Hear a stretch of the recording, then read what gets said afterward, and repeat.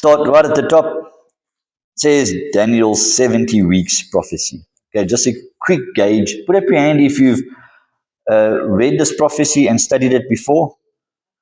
There's a few of you, about 30% of you. Okay, because I know that when we look at Daniel's prophecies in general, most people will get through the first or second one, and they don't even get to chapter 9, 10, and 11, all right, because it just gets too confusing at that point. Hopefully by this time you guys have got a good understanding. Some of the people I spoke to have already read or reread the book of Daniel, which I encourage you to do. Now that you understand a bit more of the prophecies, you should be ready to not only read it, but understand it and digest it. All right, so here we're looking at one of the major prophecies of Daniel. Let's call it Daniel 70-week prophecy. The 70 weeks, or 77s, of Daniel's prophecy relates to Israel's ultimate restoration in their own land. Remember that Daniel was in exile or captivity in Babylon.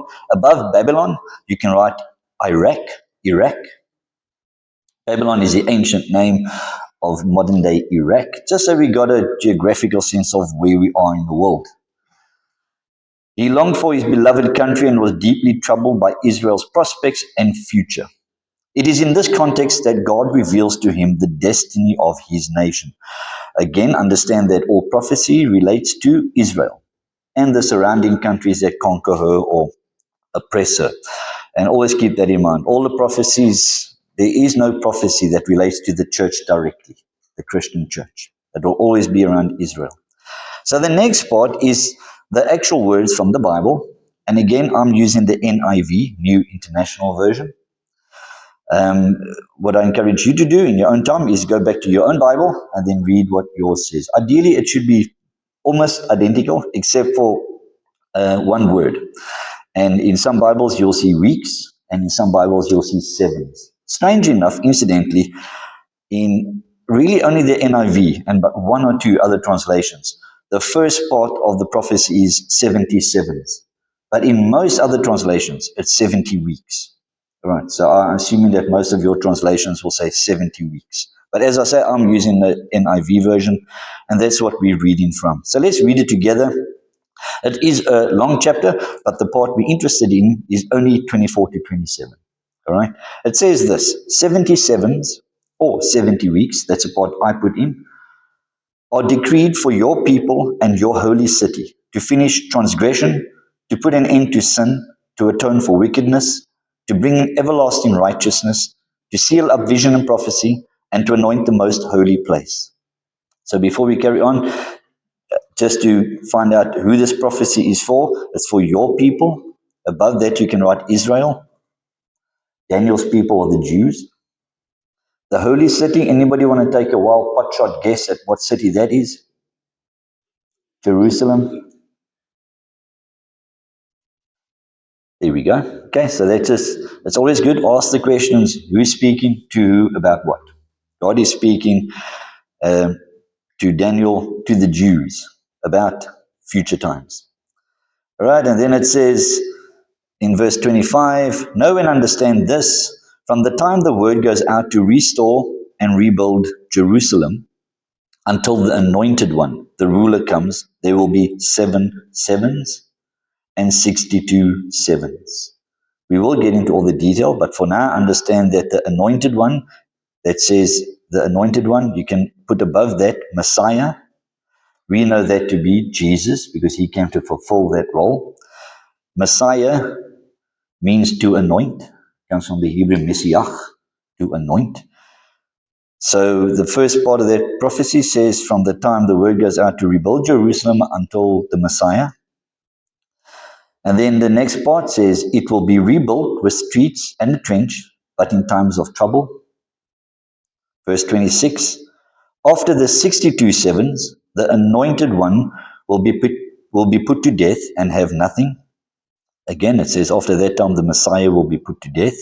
So already we kind of know as a timeline point of reference, we know that Jesus died in the Gospels, and scholars agree to generally what year that was. All right, so we, even without reading further, we kind of historically know where this thing is heading to.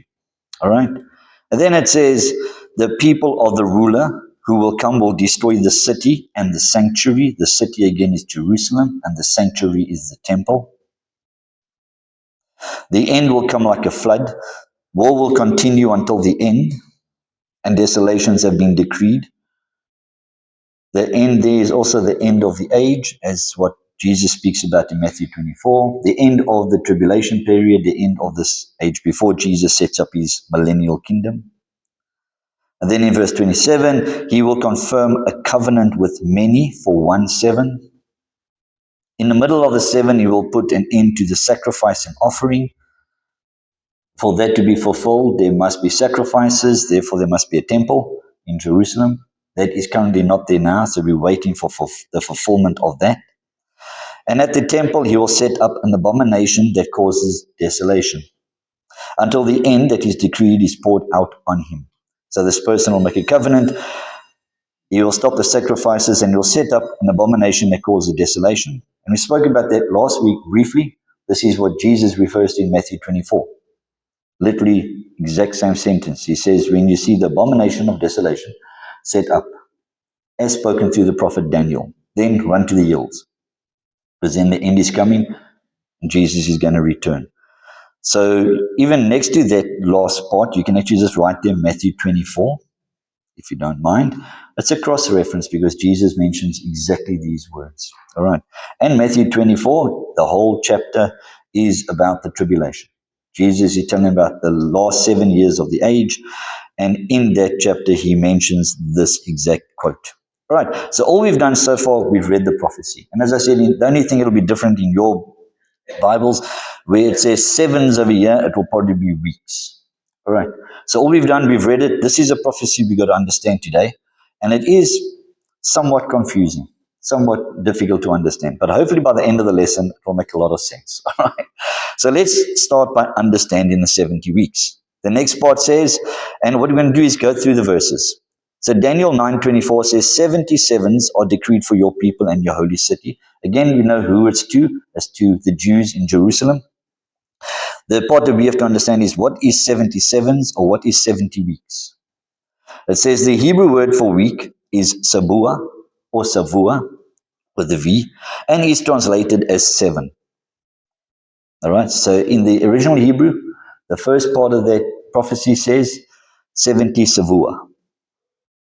And some translations have changed it to 7, which is literally what it means, a period of 7s. And some translations have said weeks, because there's 7 days in a week. All right. I am still very affiliated with the NIV, and I like the translation of the NIV because it's more literal to the original word. I think the other translations really just confuse people by adding weeks in there, because it confuses everyone to understand what this means. So a more literal translation of that original prophecy is 77, because then we can kind of understand what it's about. 70 weeks is confusing. All right, it says the prophecy is referred to as 77s. Let's see your mathematical skills. What is 70 times 7? 490. The 77s is 490 years. So underline years. So it's 77s are decreed for you and your people. 70 times 7 is 490. And this is not minutes, this is not seconds, this is not days, this is not weeks, it's years. All right? And it's not only the understanding of the scripture, but as we understand what the prophecy is, we'll understand that this can only be years. All right? 490 years. Yes. We will get into that shortly. Yeah, we do know when that 490 starts. All we want to do so far is just understand what is 70 weeks. 70 weeks is 490 years. So it's a big prophecy. It's not the biggest one. I mean, if you look at the other prophecies that Daniel had, they were like 1,000 years, 600 BC to 500 AD. So when Daniel prophesies, he prophesies like really long time spans. Revelation, John only prophesies 7 years. That's his whole prophecy. Daniel, his prophecies go over like almost 1,000 years. This one is almost 500 years. All right, so we know what the prophecy is. It's 490 years. Therefore, what God is saying is that 77s or weeks of time, or 490 years, are decreed for the Jewish people until the beginning of the millennium. Next to beginning of millennium, you can just write there, Jesus returns. So the prophecy will end when Jesus returns. All right, and so that's an important part, because if you start on the wrong foot, you're going to get confused. So if we go back to that verse 24, it could what should have happened. Daniel should have just written this. He should have said 490 years are decreed for you and your people. That would have been so much more simpler, but he didn't. He done this cryptic 70 weeks. And all right. So we got what it is, it's 490 years. So now we're going to understand what the division of the years is. At the bottom of the page, it says the division of the 490 years. And then we read verse 25. It says, no one understands this from the time the word goes out to restore and rebuild Jerusalem. So this is what Cynthia was talking about. This is where it starts. We're going to find out exactly when it is. But this whole prophecy, this decree starts with the rebuilding of Jerusalem. All right? And then a part of it will come to an end with the anointed one, the Messiah. And then it says, rebuild Jerusalem until the anointed one, the ruler, comes. There will be 7 sevens and 62 sevens. And again, this is unfortunately where Daniel starts to get even more cryptic and just confuses the issue. But let me explain what that means. We already know that the 77s is 490 years. So we use the same interpretation for these things. All right? The division of the 7 sevens and 62 sevens. 7 sevens is what? 49. We just established that the 77s is 490 years. So these must also be years. All right. So the 7 sevens is 49 years. 62 sevens is 62 times 7. And that is 434 years.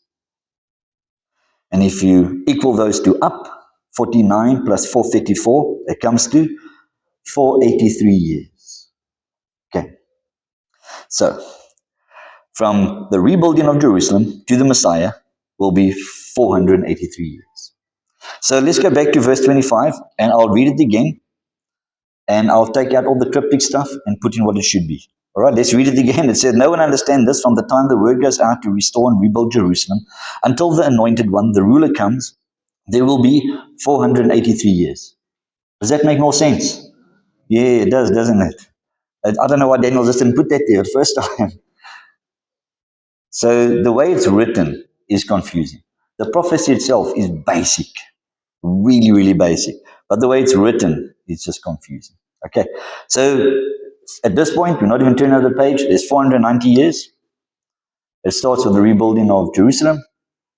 A part of it ends with the Messiah. And then the two parts he says is, in that first part, there's 49 years and there's 434 years. We'll understand over the page of why he breaks it up. All right, Daniel does break it up for a purpose. So let's turn over the page. Are we happy so far? It's years. All right. And just before we can turn over, but just before we do that, I just want to test your math skills again. We got the 490 and we got that new number 483. What is 490 minus 483? 7. Okay. So there's a 7 that we're still missing up to this point. All right. Okay. There we go. Okay, turn over the page. Now we're going to get to the beginning of the 490 years. We know that it will begin with the rebuilding of Jerusalem. The question is when? Do we know historically when this took place? Daniel 9:25 says, no one understands this. From the time the word goes out, above word, you can put their decree. Word is a simple version. It's kind of when the decree goes out. And a decree is something that a king will give to establish something, to change something, all right? To restore and rebuild Jerusalem until the anointed one. And the reason he's talking about rebuilding Jerusalem, if you understand what is happening at this time, Daniel, with a lot of the Jews from Jerusalem, are in exile in Babylon. Their city and their temple has been destroyed, all right? Because it was destroyed by the Babylonians. So what he's talking about is the restoring of Jerusalem and the temple. Okay. At this point, while he's writing this, Jerusalem is in ruins. Yes. Is this when Nehemiah went down? Yes. Yes. That is what he's talking about here. Yeah. So keep that in mind. The key word there that Norman mentioned was Nehemiah. Read the next sentence on the lesson. It says, this prophecy begins with the decree to rebuild Jerusalem. This decree was ordered by King Artaxerxes and given to the prophet Nehemiah. Yeah. Nehemiah was a cupbearer of King Artaxerxes. He heard about the ruins of Jerusalem and he said, please, King, let me go back and rebuild. And he wrote a decree telling him that. Thank you, Norman.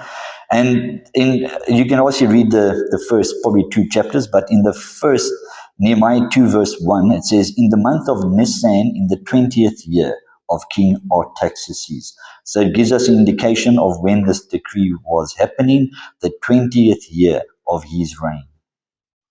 Nisan is a Hebrew month. Okay, so history tells us that the date of Artaxerxes' ascension to the throne of Persia was about 464 or 465 BC. The 20th year of his reign would then place the date of this decree at 444 BC. And that's important because now we know when this prophecy begins, actually, historically, 444 BC. And then ideally with that, we can then work out when Jesus would come because he's given us the years already, the 483. See, that's why this is an important prophecy, because at the time of Jesus, when Jesus was around, if they looked at the prophecy of Daniel, they could have actually calculated exactly when Jesus would die.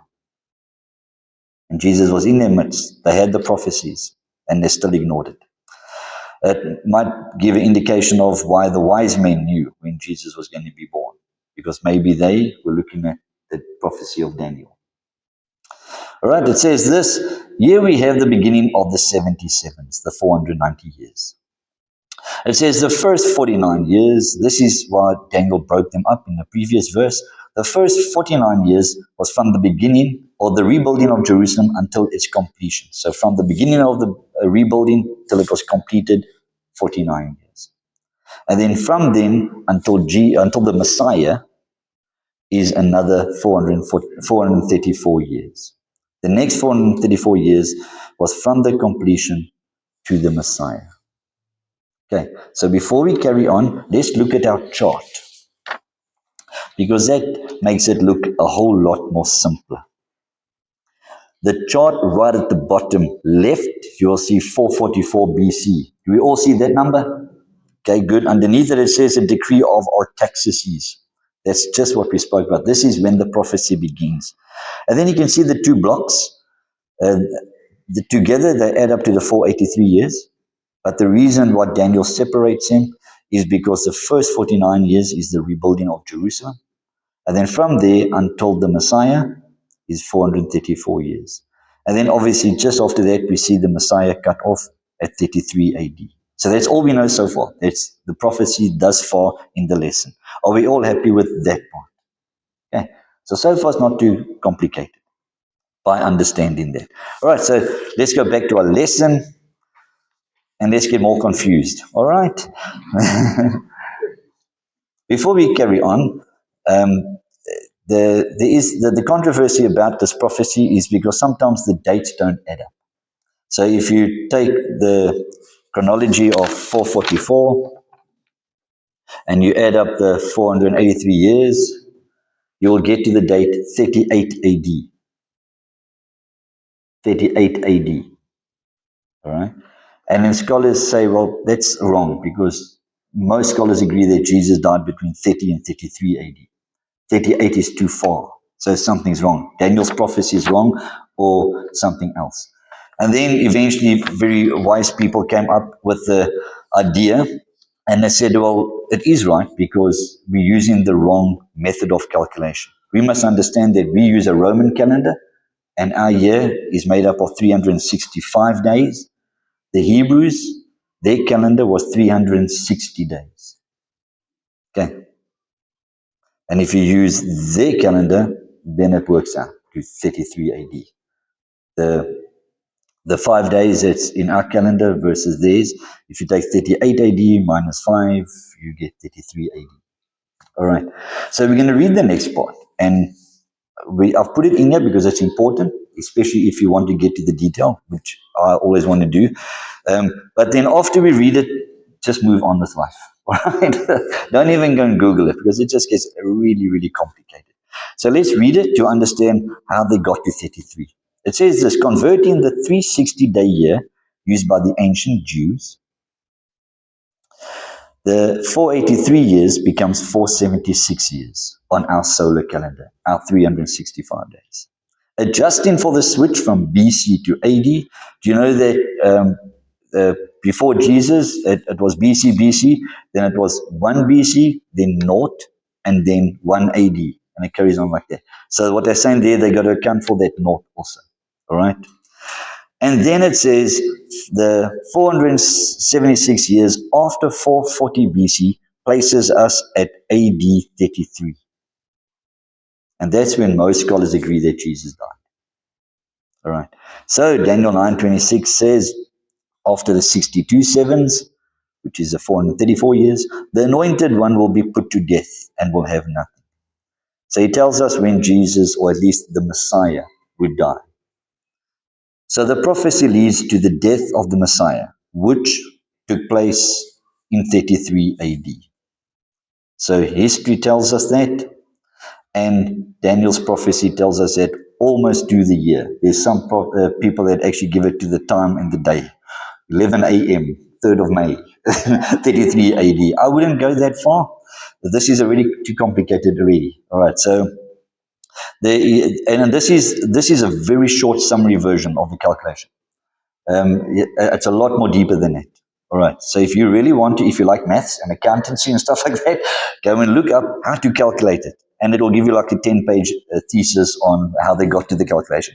I'm just trying to summarize it for you as simple as possible. All right. The bottom line, though, you can go and do your own calculations. The bottom line is it starts at 444 BC and it ends at 33 AD. It starts with the rebuilding of Jerusalem and ends with the death of the Messiah. If you get that, you've got it. Don't go further than that. All right. So that's the beginning of the 490, and it ends with Jesus' death at 33. And a quick look at your chart again. That's what it tells you. It says it starts at 444, and it ends with the death of Jesus at 33 AD. When the Messiah shall be cut off, it says in the King James, cut off means put to death. The NIV actually just does put it simple. It just says will be put to death. All right, so are we happy so far? We've got the 490. We know that the first part is 483 years. It starts with the rebuilding of Jerusalem. We know when that was, according to Nehemiah and history. It ends with the death of Jesus, 33 AD. So that's already 90% of the prophecy gone. There's only one part left, the 7. Remember we spoke about there's a 7 years that we haven't spoken about yet. So let's look at the final 7. It says this in the next two verses, in 26 and 27, on your lesson right at the end. It says, the people of the ruler will destroy the city and the sanctuary. Again, the city being Jerusalem, sanctuary being the temple. The end will come like a flood. War will continue until the end of the age, the 70 period, and desolations have been decreed. Then verse 27, he will confirm a covenant with many for 1 7. I've just bolded that. Up to this point, we know what the sevens are, the years. So 1 7 is 7 years. Okay? We're using the same interpretation for the whole prophecy. We can't change it because we started with years. So we got to complete it with years. And again, as I said, now that you understand a bit of the prophecy, it can only be years. All right? It can't be weeks, it can't be days, it can't be seconds. Because it starts at the rebuilding until Jesus. And everyone knows that's years. It has to be years. In the middle of the 7, or the 7 years, he will put an end to the sacrifice and offering. And at the temple he will set up an abomination that causes desolation, until the end that his decree is poured out on him. So let's read the commentary and see what this is about. It says, notice that the weeks are divided into a trilogy of events. The 7 sevens, the first 49 years. The second part is 62 sevens, 434 years. And then the last part is the 1 7, which is 7 years. And altogether they add up to 490 years. It says the final 7, or week, states that the ruler will come and destroy Jerusalem and wage war against her people. This ruler is the future Antichrist. He will confirm a covenant with many for 7 years. And just underline many. It doesn't say what ethnic group. He would have said makes a covenant with your people if it was the Jews only. He says with many. So it's a covenant with different nationalities, different ethnic groups. So the understanding from my side is that it will be between the Jews and the Arabs. Okay, that's just my personal opinion there. He'll make a covenant with many, and then he will break this covenant halfway, 7 years. So halfway, he'll make a covenant for 7 years. Halfway through, he breaks the covenant. And will put an end to the temple sacrifices. So within this last 7 years, there has to be a temple in Jerusalem, because there has to be sacrifices that he'll put an end to. Currently, there is no temple in Jerusalem. There's only a religious site called the Dome of the Rock, a Muslim religious site on that Temple Mount. So this we know hasn't come to fulfillment. We're still waiting for the fulfillment of this verse. It says he will set up an abomination that causes desolation. And again, that is what Jesus spoke about in Matthew 24. He says this in verse 14 to 16 of Matthew 24. And this gospel of the kingdom will be preached in the whole world as a testimony to all nations. And then the end will come. I included that verse in there because Jesus, again, is talking about the tribulation, the 7 years. He's talking about the end of that. And it's interesting what gospel will be preached in the 7 years. What gospel? The gospel of the kingdom. Yeah. Why? Because the kingdom's coming. All right. Remember, the church is gone at that time. There's no preaching of the death and resurrection of Christ because it's not needed no more. The Jews will go out and preach the gospel of the kingdom because the kingdom is coming at the end of the age. So that's why I included that in there. And then it says, so when you see standing in the holy place is in the temple, the abomination that causes desolation, spoken of through the prophet Daniel. Let the reader understand. And what Jesus is referring to there is Daniel chapter 9. The exact same phrase that we read about in Daniel chapter 9.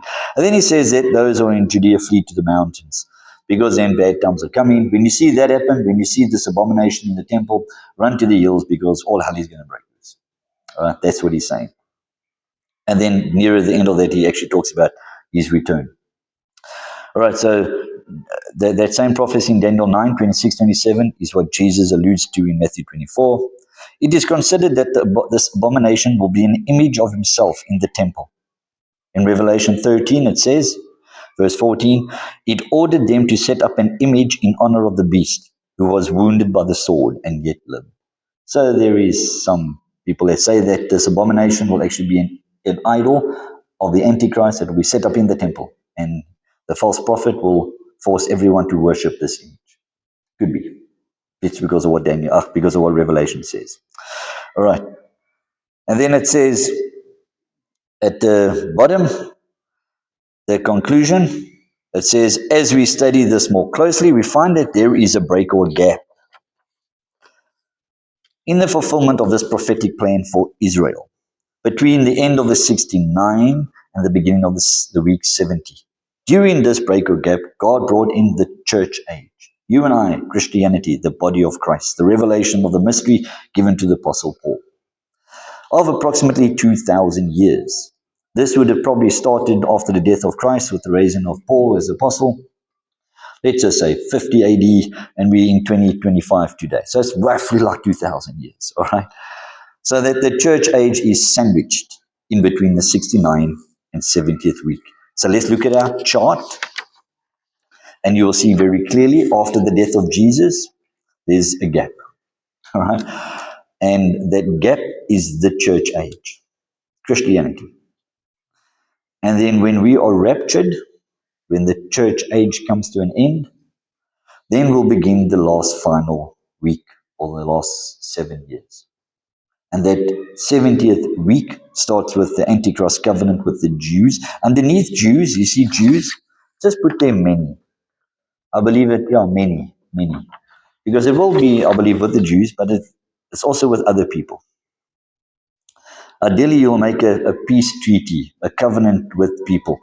It won't be with you don't make a peace treaty with one party. You make a peace treaty with opposing parties. All right. So that's the idea, and it's biblically correct to say many. All right. And then it says halfway through the covenant is broken for the worship. For the Jews ceases. He stops the sacrifices.